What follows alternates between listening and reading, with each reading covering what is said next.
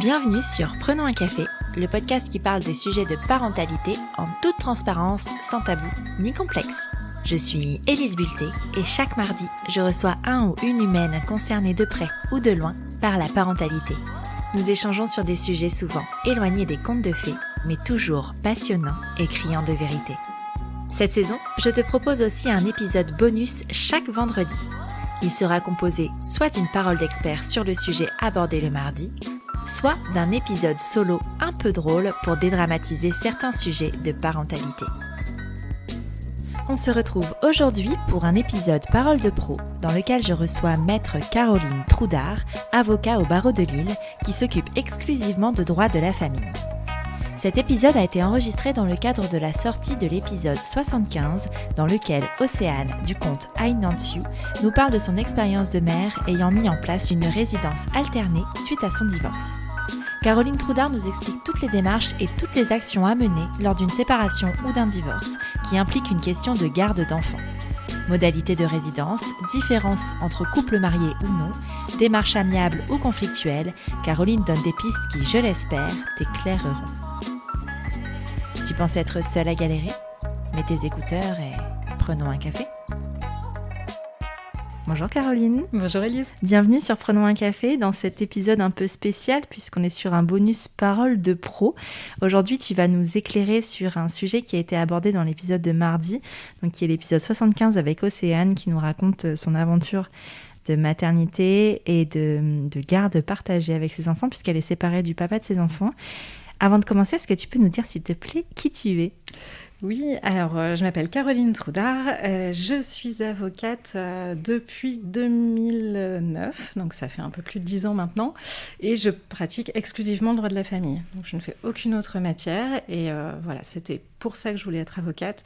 Et donc voilà, c'est vraiment, je gère au quotidien des personnes qui se séparent, mariées ou pas, et puis on essaye de faire en sorte que ça se passe le mieux possible pour qu'ils puissent avoir la nouvelle étape de leur vie. Et c'est justement ces sujets-là qu'on va aborder aujourd'hui, parce que une histoire d'amour c'est beau, c'est chouette, mais parfois ça se termine. Parfois on fait des enfants avec quelqu'un avec qui on est hyper amoureux et puis ça se termine et il faut trouver des solutions parce que se séparer quand on n'a pas d'enfant c'est une chose, mais se séparer quand on en a c'est autre chose. On va parler de séparation, donc de divorce, qu'on soit marié ou pas, parce que les règles sont différentes. Est-ce que tu peux nous dire quelle est la première chose à faire quand on se sépare de son conjoint ou de son mari et qu'on a des enfants ? Alors, la première chose à savoir, avant même de savoir quoi faire, c'est que, heureusement, aujourd'hui, les règles qui s'appliquent pour l'organisation de la vie des enfants, quand les parents se séparent, ça va être exactement les mêmes règles que les parents soient mariés ou qu'ils ne soient pas mariés.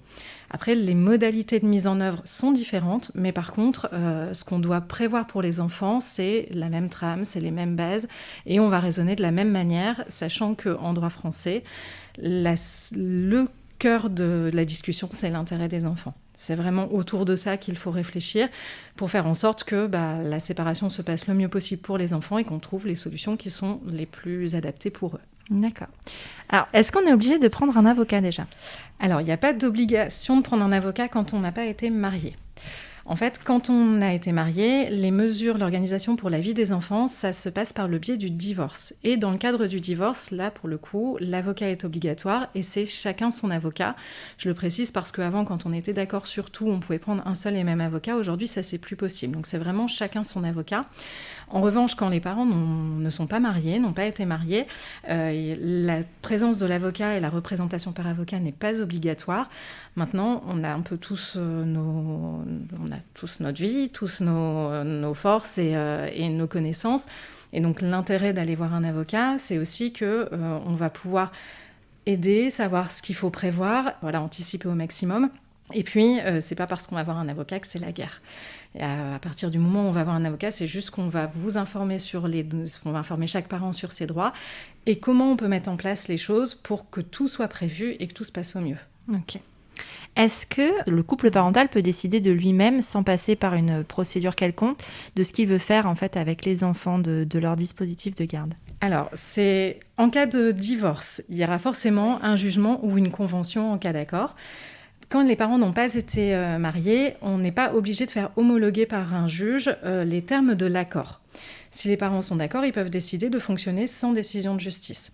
Ce qu'il faut savoir, c'est que chaque parent a les mêmes droits sur l'enfant. Ce qui veut donc dire que s'il n'y a pas de décision de justice qui fixe les choses, tant que tout va bien, il n'y a pas de difficulté particulière, mais si un jour il y a une difficulté entre les parents, il n'y aura aucun cadre, aucune règle posée auquel se rattacher. Donc c'est pour ça que moi, ce que j'explique souvent à mes clients, c'est qu'au contraire, il faut partir du moment où tout se passe bien et où la discussion est là et où les parents sont en capacité de communiquer pour trouver ensemble la solution pour leurs enfants. C'est là où il faut se saisir de ça pour mettre à plat les bases de l'accord et de le faire homologuer. Comme ça, si un jour, il n'y a plus de communication pour X ou Y raison, il y a une base, il y a une décision de justice qui fixe les droits de chacun et qui protège chacun des parents. Ok. Et quelles sont les différentes modalités pour la garde des enfants ? Qu'est-ce qu'on peut mettre en place ? Quelles sont les choses qu'on peut mettre en place ? Alors, il y a plusieurs mesures, il y a plusieurs choses, les différents sujets qu'il faut voir pour les enfants. Le premier, on n'y pense pas forcément, mais c'est l'autorité parentale conjointe. L'autorité parentale conjointe, ça veut dire que les parents vont prendre ensemble toutes les décisions importantes de la vie de l'enfant. Donc que ce soit le lieu de scolarisation, un traitement médical, toutes ces décisions-là, ils doivent les prendre ensemble. L'autorité parentale, elle est conjointe si les deux parents ont reconnu l'enfant dans l'année de la naissance. Et ça, c'est inscrit dans toute première décision de justice ou dans toute première convention. On rappelle cette règle qui est importante et qui va s'appliquer même si la résidence habituelle de l'enfant, elle est chez l'un des parents. Donc ça, après, c'est la deuxième chose, c'est le lieu de résidence de l'enfant. Soit on est sur un système de résidence alternée. Dans une résidence alternée, l'idée, c'est que les enfants vont passer autant de temps chez les deux parents. Okay. En termes de rythme, si on est à l'amiable, on peut un peu faire ce qu'on veut. L'idée, c'est justement, à l'amiable, dans une convention, de pouvoir faire du sur-mesure. Classiquement, la résidence alternée, ce qu'on entend le plus souvent, c'est une semaine.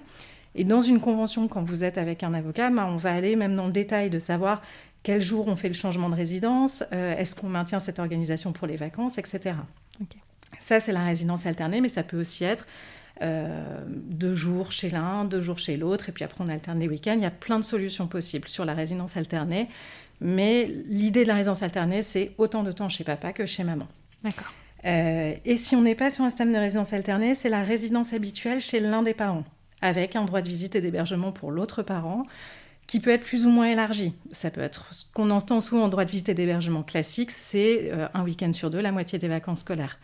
Mais ça peut être faire commencer le droit de visite plus tôt que le vendredi, ou le faire terminer plus tard, ou rajouter des jours en milieu de semaine. Enfin, voilà, c'est vraiment le droit de visite et d'hébergement. C'est le droit, la période pendant laquelle le parent qui n'a pas l'enfant chez lui le reste de la semaine va pouvoir voir l'enfant. D'accord. Ce qu'il faut savoir, c'est que parfois, le terme droit de visite et d'hébergement, c'est un petit peu perturbant. On se dit qu'on va aller voir l'enfant chez l'autre parent. Alors, c'est parfois des modalités qu'un juge décide, mais en fait, droit de visite et d'hébergement, ça veut dire qu'on va chercher l'enfant, qu'on passe du temps avec lui, à son domicile, en vacances, etc., et on le ramène à l'issue du droit de visite. D'accord. Et la dernière chose, c'est la prise en charge financière des enfants. Alors, si on est en résidence alternée, ce qu'on entend souvent, c'est s'il y a une résidence alternée, il n'y a pas de pension alimentaire. Pas forcément. La prise en charge financière des enfants, l'idée, c'est on va regarder les situations financières des deux parents et on va voir ce qu'on peut mettre en place pour que les enfants aient le même train de vie chez l'un des parents et chez l'autre parent. D'accord. S'il y a une grosse différence de train de vie, il peut y avoir une pension alimentaire.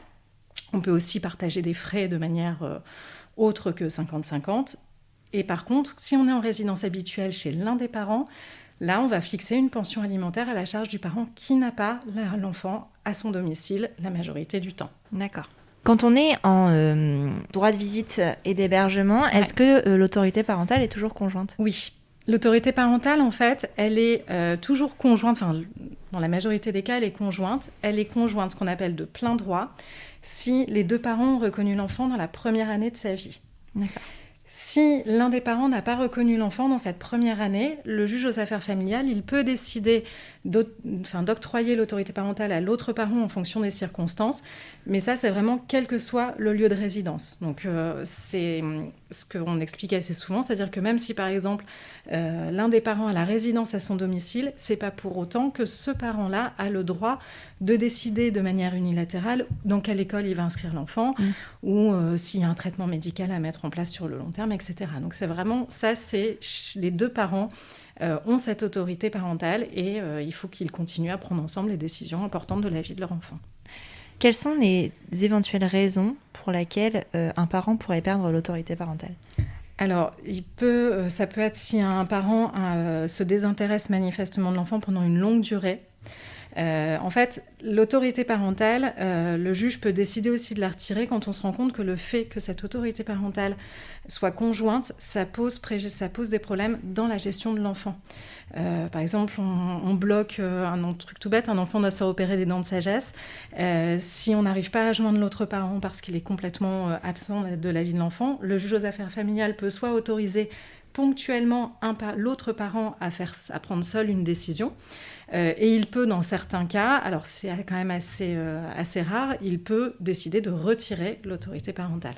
D'accord. Après, ça c'est hors volet pénal, où là ça sort un peu de mon champ de compétences. Comment on fait pour changer ? Je te pose la question parce que dans l'épisode justement qui est sorti mardi, en fait, au départ, ils avaient une décision parce que les enfants étaient petits, donc du coup, et que l'un d'entre eux était allaité. Donc, ils avaient mis en place justement un système de garde alternée qui correspondait à ce mode de vie-là, sauf que après, les enfants ont grandi et ils ont changé. Comment on fait pour pouvoir changer quand il y a eu un jugement, par exemple, quand c'est bien défini Alors, par un il y a juge. deux hypothèses. Première hypothèse, les parents sont d'accord, c'est-à-dire qu'ils se rendent compte que ce qu'ils ont mis en place, ça a évolué parce que les enfants ont grandi ou parce qu'il y a eu des déménagements, des choses comme ça. Et si les parents sont d'accord, ils peuvent saisir ce qu'on appelle conjointement, c'est-à-dire qu'ils saisissent le juge ensemble et ils demandent au juge d'acter le nouvel accord qu'ils ont trouvé entre eux. D'accord. Si par contre, il y a l'un des parents qui estime que l'organisation mise en place n'est plus conforme à l'intérêt de l'enfant, ou s'il y a un des parents qui déménage ou ce genre de choses, et bien dans ce cas-là, l'un des parents peut saisir le juge aux affaires familiales pour demander une modification des mesures qui ont été faites. Mais il faut qu'il y ait un changement dans la situation, ou alors que les deux parents soient d'accord pour modifier l'organisation préalablement établie. Ok. Et est-ce qu'on peut anticiper ce genre de choses avant d'être séparés, tu vois, dans un contrat de mariage par exemple ? Alors, l'objet du contrat de mariage, c'est très spécifique en France, c'est vraiment juste de gérer l'aspect patrimonial des rapports entre les époux. On choisit son régime matrimonial par le contrat de mariage. Donc, on ne peut pas anticiper dans le contrat de mariage vraiment les modalités de résidence. Aussi parce que ce qui doit guider au moment du choix des modalités de résidence, c'est l'intérêt de l'enfant à l'instant où on se pose la question. Donc on peut se dire, pendant la vie de couple, comme tout couple, on peut se dire, si un jour on se sépare, on voudrait plutôt une résidence alternée, mais c'est vraiment au moment où la séparation est effective que se pose la question des modalités de résidence. D'accord. Tu nous disais que le cadre légal est obligatoire quand on est marié, parce qu'il y a le divorce. Quand on n'est pas marié, comment ça se passe si on veut faire un cadre légal ? Alors, si on n'est pas marié et que tout se passe bien, c'est-à-dire que les parents sont d'accord, ils peuvent aller voir un seul avocat, c'est le seul cas où on peut prendre un seul avocat. Ils sont d'accord, ils vont voir un avocat qui va rédiger une requête conjointe avec une convention qui reprend bien tous les termes de leur accord, et ils demandent au juge d'homologuer cet accord. Sinon, ils peuvent chacun aller voir un avocat, et ils discutent avec leurs avocats de ce qu'ils souhaitent, et les avocats mettent en forme les termes de leur accord. Ça, c'est quand ils sont d'accord et qu'ils ont trouvé la solution seuls ou à l'aide d'un médiateur familial éventuellement. Okay. Alors là, on parlait justement de tout, quand tout va bien, quand on se sépare mais qu'on a l'intérêt de l'enfant en commun et qu'on est sur la même longueur d'onde. Quand c'est pas le cas, quand on n'est pas d'accord l'un avec l'autre, les deux parents ne sont pas d'accord, comment ça se passe ? Alors, dans ce cas-là, la première démarche, c'est effectivement d'aller voir un avocat pour savoir quels sont les droits, donc comment on organise, à quoi on doit penser, etc., pour mettre en place les choses. Après, si, malgré discussion, malgré échange, vraiment le désaccord persiste et que les parents restent en opposition sur les modalités de résidence, dans ce cas-là, le parent, ce qu'on dit le plus diligent, donc le premier, peut saisir le juge aux affaires familiales, donc encore une fois avec ou sans avocat, mais il faut saisir le juge aux affaires familiales, chacun fait ses demandes et le juge aux affaires familiales rendra une décision sur l'ensemble des points que j'ai évoqués tout à l'heure, en prenant comme point de référence l'intérêt de l'enfant. Donc ce qu'il estime, lui, en tant que juge, être le plus conforme à l'intérêt de l'enfant dont on lui soumet la situation. Et une fois cette décision prise par le juge, donc, est-ce qu'on peut revenir dessus ? Est-ce qu'il y a un moyen que ça change ? La décision, elle est susceptible d'appel. Ça, c'est la première chose. Après, on peut revenir dessus s'il y a un changement dans la situation. D'accord. C'est-à-dire qu'à situation équivalente, les mesures vont rester les mêmes. Par contre, s'il y a un changement dans la situation d'un parent, de l'autre ou de l'enfant, on peut faire évoluer les mesures. Et tu fais bien de parler de l'enfant parce que ça me donne une question. À partir de quand ? À partir de quel âge ? Est-ce qu'il y a un âge l'enfant peut décider de lui-même de ce qu'il souhaite ? Alors, dans le Code civil, ce qui est prévu, c'est que quand l'enfant a un discernement suffisant, il peut demander à être entendu devant le juge. Alors, ça dépend des juridictions, ça dépend des enfants, mais en pratique, c'est à peu près vers 9-10 ans où l'enfant peut être entendu. Mais ça ne veut pas dire que l'enfant va décider. D'accord. L'enfant, il s'exprime et après, le juge rendra la décision en prenant en compte ce que l'enfant a exprimé comme souhait. Mais les enfants ne décident pas, parce qu'on ne veut pas faire peser non plus sur leurs épaules le choix d'aller chez papa ou chez maman. Mais ils ont le droit de s'exprimer et de donner leur avis sur la procédure dont ils font l'objet. Ouais. Et même si, parce que là on parle d'enfants de 9-10 ans, mais quand on est adolescent, quand on a 16-17 ans, où là vraiment on est proche de l'âge adulte, à ce moment-là, c'est pas non plus l'enfant qui peut prendre cette décision. Dans le texte, l'enfant ne décide pas. Maintenant, il est sûr que le juge va... Après, il faudrait demander à un juge aux affaires familiales, mais forcément, la parole d'un enfant de 16-17 ans ne va pas être traitée de la même manière qu'un enfant de 9-10 ans. Mais dans les textes, ce n'est pas un enfant qui décide, même à 16-17 ans. Maintenant, c'est vrai qu'à 17 ans, ils sont quand même grands, donc après, on adapte aussi les mesures en fonction de l'âge des enfants. Oui. Complètement. Ok, super. Écoute, merci Caroline pour tous ces éclaircissements. Je pense qu'ils vont être précieux pour les personnes qui seraient confrontées à cette situation, parce que c'est vrai que c'est chouette quand on s'aime, mais ça peut aussi être chouette, entre guillemets, quand on se sépare. Enfin, en tout cas, on peut faire les choses proprement. Et je pense que grâce à tes indications et à tes précisions, ça pourra aider beaucoup de personnes. Eh bien, avec plaisir. Et voilà, juste, il faut essayer de savoir que quand vous allez voir un avocat, c'est pas une déclaration de guerre, c'est juste être informé sur vos droits et préserver les droits des deux parents. C'est important, et de laisser l'enfant à sa place d'enfant, mais de savoir que c'est son intérêt qu'il faut protéger avant tout dans une séparation. Complètement, et puis je pense qu'en plus, mettre une personne extérieure justement permet de sortir justement de tout ce qui a trait au sentiment et à quelque chose qui ne serait pas objectif. Parce que peu importe la raison qui nous pousse à nous séparer de l'autre parent, parfois ça peut créer des rancœurs et nous aveugler sur certaines choses, et une personne extérieure peut avoir un effet médiateur finalement. Exactement. Ah, super. Merci beaucoup. Avec plaisir. À bientôt. À bientôt.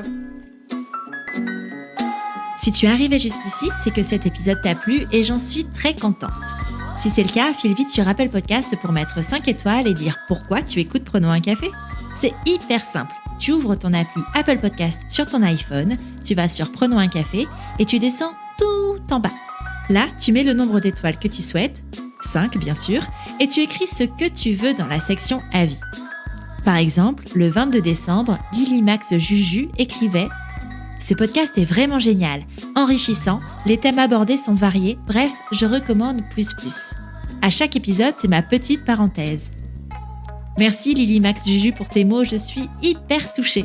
Bon, et puis si tu n'as pas Apple Podcast, tu peux parler de Prenons un café autour de toi, ce sera génialissime aussi et je t'en serai éternellement reconnaissante. Je te rappelle que tu es sur Prenons un café, le podcast qui parle des sujets de parentalité en toute transparence, sans tabou ni complexe. Je te retrouve mardi prochain pour un nouvel épisode. Abonne-toi à Prenons un café sur ton appli de podcast préféré pour ne rien manquer. D'ici là, prends bien soin de toi. Autour d'un café.